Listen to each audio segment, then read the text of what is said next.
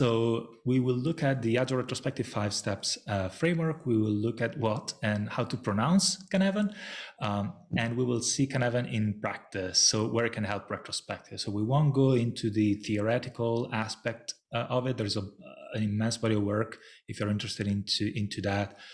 Cognitive Agents, Nolan put into that. You can find lots of that. Today we'll try and focus on where can it be a pragmatic use of Cynefin, where it can be useful in retrospectives.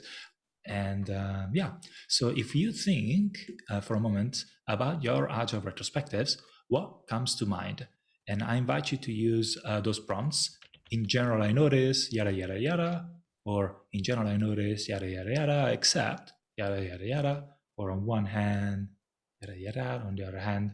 So yeah, I'm gonna give you a couple of moments to fill this in and on the Mentimeter. So there's a link so that I can kind of like see what are your retrospectives, how your retrospectives doing today. So let's unveil. See them after a few retros. Yeah. Yeah. So great, great prompts, great reflections. So let's move on to another prompt that allows me to see where the group is at. So how certain are you about some of those events between very certain and very uncertain on the right-hand side? In the middle, there's also like a rather not say. So I invite you to do this for the next, I'm going to give you a few moments.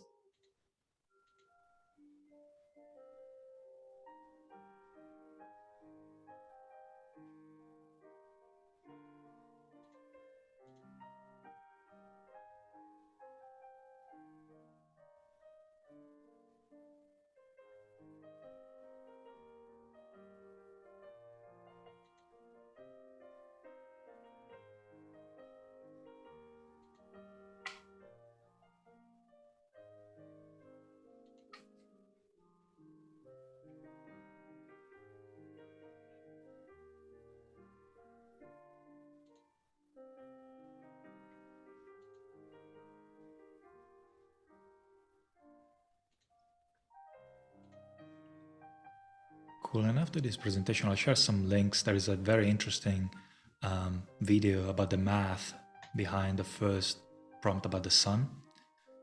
And the surgeon washing hand, that's an interesting one asking today.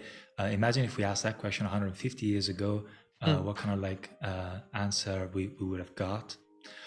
So yeah, thanks for answering this. And so let's move us on to the next portion. So first, I heads up, the Cynefin detail will arrive about mid-presentation, so bear another 10 minutes-ish for them to start to emerge.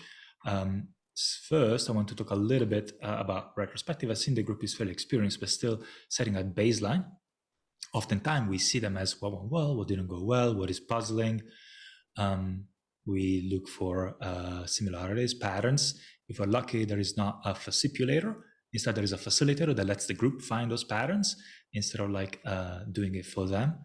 And then maybe there is a label for that. And maybe we set priorities. We put some voting system in place, perhaps a non-biasing voting so that the last person or persons are not the ones deciding what we discuss. And then we chat them about them 5 minutes, anything we can do, create an action item. And I've seen a lot of retros going down this path. And if that's useful to you, that's great. What I noticed is that they kind of like in that format, they kind of like treated everything the same. And where I saw Cynefin being helpful is when we, after we gathered this data and we started generating insights to look at things from different perspectives. So if this is what you're doing today and it works for you, I'm not here to convince you about doing something else. What I noticed is that maybe it can be tackled differently. And so principle 12 and the 5 steps. So the principle 12, like at regular intervals, the team reflects on how to become more effective to tune and adjust the behavior accordingly. Is really at the core of why we run a retrospective. And so real fast, I'd like to ask you, pick what happens in your retrospectives. So you're going to have a series of drop downs and tick the ones that are, the checkboxes. Check the ones that apply for you. Do you run your retro at regular interval? When you run that, does the team reflect? Does it reflect on how to become more effective? Does it tune and adjust the behavior, or does it just reflect and doesn't tune? So yeah, let's do this for a few moments. See, one person already submitted. That's great. Oh, I see Han just joined.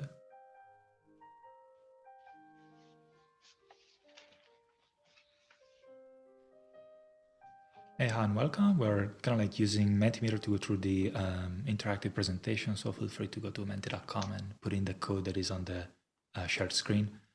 We'll also repaste the link in the chat. Cool, awesome. So very often what I see like is a missing reflection in retros, or perhaps like a missing action. So we talk a lot and maybe we don't take action. Not so much in this group, which is great. And so the 5 steps framework that Esther Delby and Alan Larsen came up with around the mid-2000s on kind of like inspired by the Project Retrospective book by Norm Kurth, describe 5 steps. And so let's kind of like put in which ones are the 5 steps. So from this list. So let's take a few moments. Everyone is pretty cool.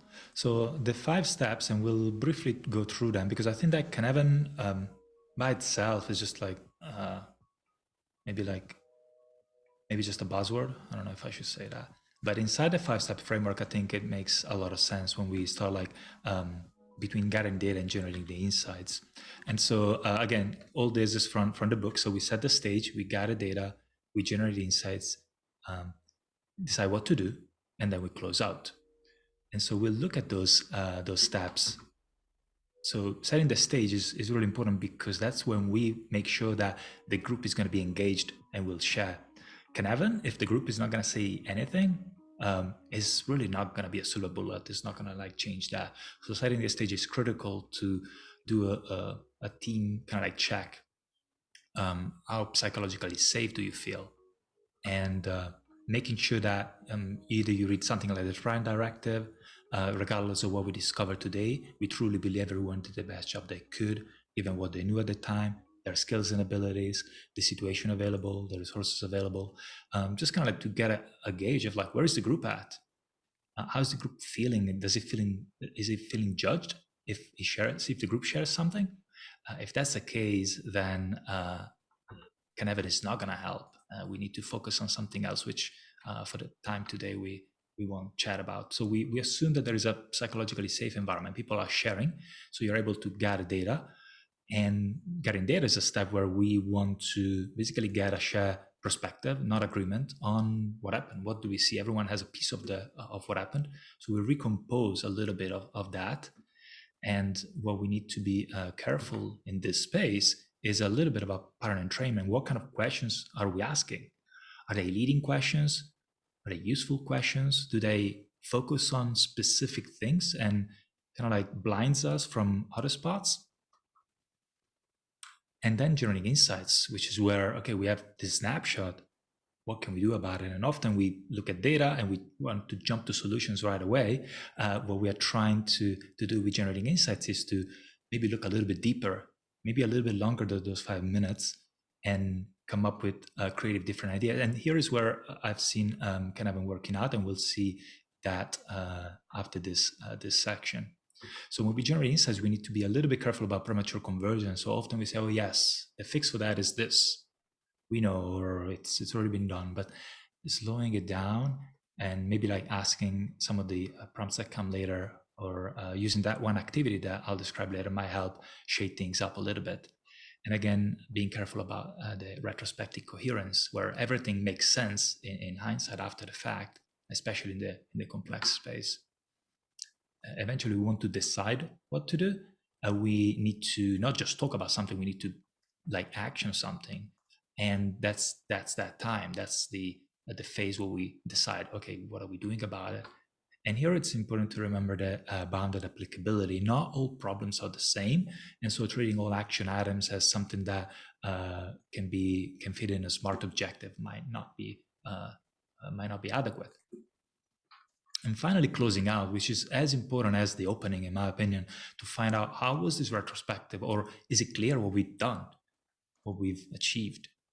What are we doing next? Is it that clear? And what's the feedback about this session? So even if you test this activity that I'll describe later, make sure that at the end, the last 5 minutes for like about an hour and a half, to kind of get a quick feedback. How was this session? How did this work out? That's how we can learn, and that's how we can continuously improve.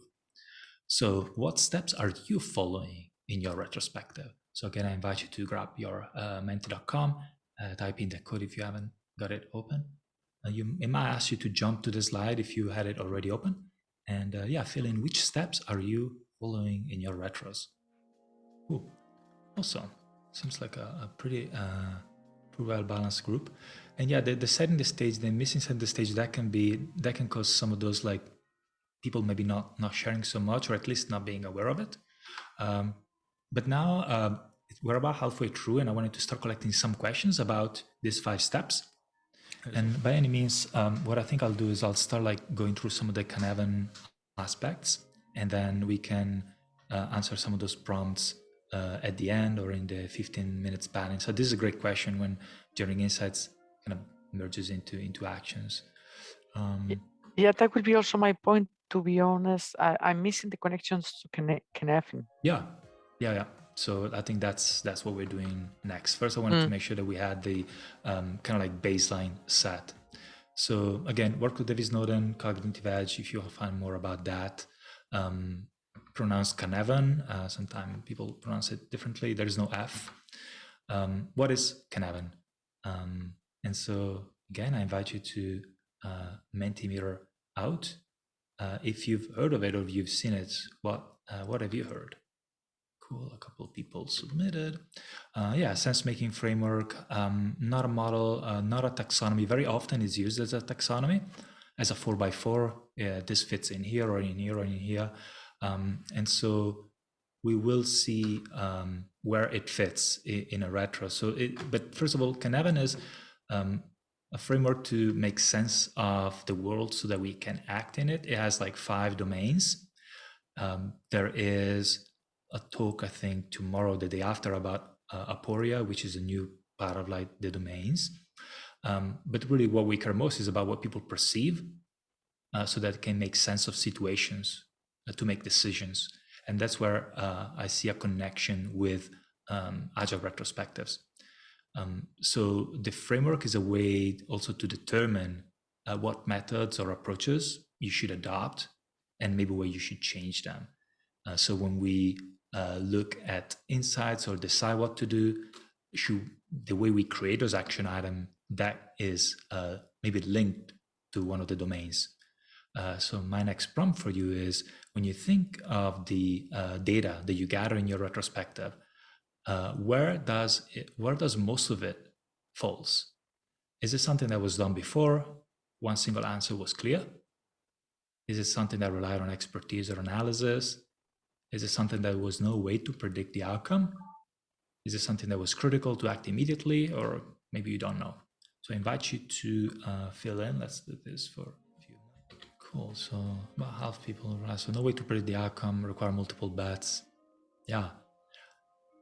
And so this sort of problem, this is the activity that I see fits well in a retrospective. The 4 points activity uses those prompts that I just gave you, where I asked you where most activities show up, and it's applied to, well, we can apply to maybe gathering data to start with, and to find exemplar elements that maybe for something that we relied on expertise or analysis, or for something that was done before and one single answer was clear. So we are creating a contextualized Cynefin. We're not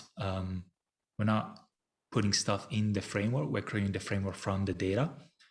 And so once those exemplar elements are found for the 4 corner, everything else is placed correspondingly to those. And eventually the framework is drawn. Now, the way you gather data with biased or unbiased prompts might be a way something to keep in mind. So instead of asking what should we stop doing, answering more broad question and open questions. But when the things emerge, you kind of like position them relative to those 4 corners. So you build the framework from the data, so not as a taxonomy. And when things, and what will emerge is, especially in the next prompt, where what can we do to work better together, when things emerge that people will certainly have doubts about, is it here, is it there? Can we rewrite some of this in 2 or 3 different post-it notes with only portions of it? Do they fit different domains? So what would help us work more effectively? The prompt for that I think we should always ask in a retrospective when we generate insights, we can use this activity with that prompt, and the ideas that emerge, again, we position them based on those 4 corners, and we kind of like start seeing what fits in what domains. In what domain do they fit? Do they fit in the clear domain where there's a known link between cause and effect? It's empirical. It's something that we can create a process and it'll always work. A space where we can sense, categorize, and respond. We follow best practices. Or is it something that falls in the complicated space where maybe it's not just a direct link, it's a chain of links. It's something hard to understand, but it's something that we can get to by applying analysis or expertise. Or is it something that falls outside the order domain and it falls into the complex space, where the number of agents and relationship doesn't allow us to use analytic techniques and categorization, a space where we can only like probe, sense, and respond. We can create a safe to fail experiment, a space where a system is dispositioned and disposed to something not exactly causal. We can't get to the causal link. A space where if we just create a procedure, maybe the pattern will come back in a different way and it'll blow up in our hands. So what can we do here? If we can't just like tackle in the same way as the other domain, we can kind of like map out what do we see, and out of what we see, what can we change, and where can we monitor the impact? What is our hypothesis in a way? And out of where we can monitor the impact, where can we amplify the success or recover from failure? This is where we decide the kind of action item. So when we decide what to do based on what domain our focus is, and again, there is a phase where we need to prioritize what are we focusing on. Obviously, we can't focus on everything. 1 or 2 experiments, as the Agile Retrospective book mentions, should be carried over. Or is in the chaotic space? Well, we just have to act. Like if our website is like down right now and we have no idea how to bring it back up because there is too much load, maybe we just increase the number of like servers running, or we just try and come up with some idea. But maybe when we reflect on it, maybe it's more in the complicated or clear space if we put in some capacity planning and we run that and we can get to a more scientific approach to it. So how does Cynefin help our retrospectives? Well, not all problems are the same. So we need to, when we have action items emerging and things we tackle, think about bounded applicability and not treat everything the same. It reminds us to avoid premature convergence and retrospective coherence. And kind of like mentions about disintermediating the sense making. So letting the group figure things out, not creating those clusters and telling the group what to do.